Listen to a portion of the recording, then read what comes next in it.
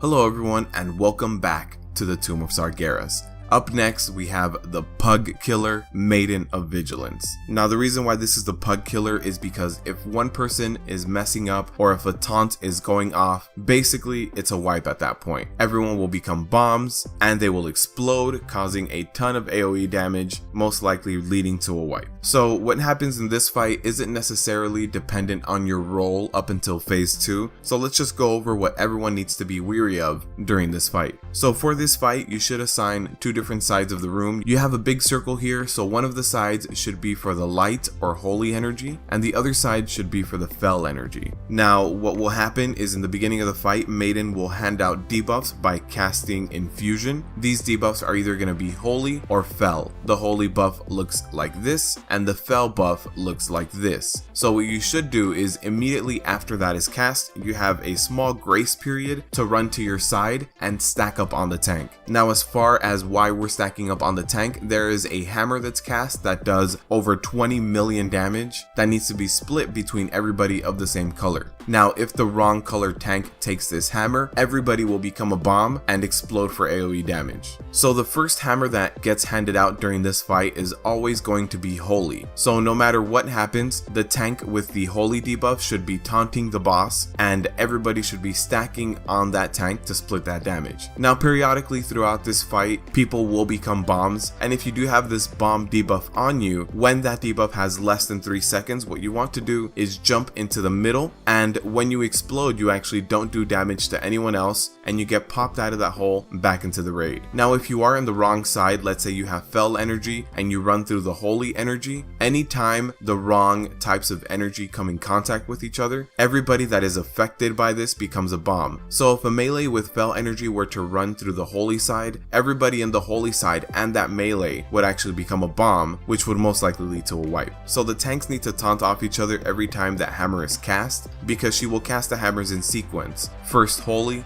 then fell, then holy, and she'll just keep rotating in that way. So with this encounter, what's really important is positioning and making sure you're on the right side with your team. Every time she casts infusion, she hands out buffs again. So keep an eye out every time infusion is cast. Make sure you're on the right side because throughout this fight, you will be changing what color you are. Now for phase 2, what she does is teleports across the room and starts throwing out these orbs. Now these orbs are of course in the colors of holy and fell, and tanks and healers should be ignoring these orbs. You can actually run right in between them, get to the boss just fine. These orbs give a DPS increase, so all of your DPSers should be picking up the orbs that pertain to their color. So if you're fell, pick up the green orbs. If you're holy, pick up the white orbs. If you happen to bump into the wrong orb and pick up the wrong color, you will become a bomb, which means that you have to jump into the center when your debuff has less than 3 seconds in order to not do AoE damage. And that's really basically the fight. It's tanking the hammers,